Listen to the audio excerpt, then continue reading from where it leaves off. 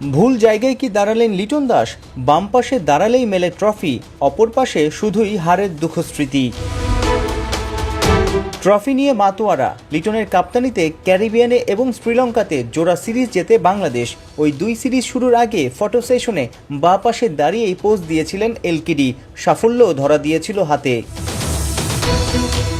মে মাসে লাহোরের গাদ্দাফি স্টেডিয়ামের ফটো সেশন, ডান পাশ কি তবে অপয়া? 3 ম্যাচেই ভরাডুবি ছিল টাইগারদের। মাস দেড়েক পর ঠিক একইভাবে ট্রফি নিয়ে ফ্রেমে বন্দি লিটন আর সালমান। লাহোরের মতোই পরিণতি কি লিটনদের হতে যাচ্ছে মিরপুরেও? Bangladesh at any stadium, any ground, any country is a very good side. দুনিয়ার যে কোনো মাঠেই চ্যালেঞ্জ ছুড়ে দেওয়ার মতো দল বাংলাদেশ, তাই আমরা প্রত্যেক ম্যাচেই ভালো খেলার লক্ষ্য নিয়ে এসেছি। হ্যাঁ, যদি এখানেও আমরা 3-0-তে জিততে পারি সেটা অনেক বেশি আনন্দের হবে। Yeah, if doing by that we can win 3-0 again, it'll be more than happy. আন্তর্জাতিক টি-20তে দুই দলের 22 বারের মুখোমুখি লড়াইয়ে কেবল 3 জয় বাংলাদেশের। ছোট ফরম্যাটে 19 বার হেসেছে পাকিস্তান। স্ট্যাট অনুযায়ী মেন ইন গ্রিন পরিষ্কার ফেভারিট, তবুও দুই কারণে পাকিস্তান চাপে।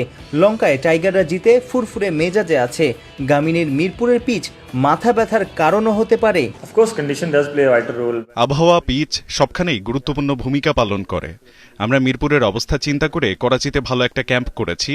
সেখানে স্পিন ট্র্যাকে ব্যাটাররা নিজেদের তৈরি করেছে, এখানে পারফর্ম করার পালা। We had a camp in Karachi. We tried our best to prepare the same kind of pitches which we can do. 15 জন ক্রিকেটার নিয়ে বাংলাদেশে পাকিস্তান দল, এর মধ্যে 10 জনেরই আছে বিপিএল খেলার অভিজ্ঞতা। অর্থাৎ মিরপুরের পিচ কন্ডিশন প্রতিকূলে নয়। টাইগারদের শক্তিমত্তা দুর্বলতাও জানা আছে পাকিস্তানিদের। Most of the players have played in BPL.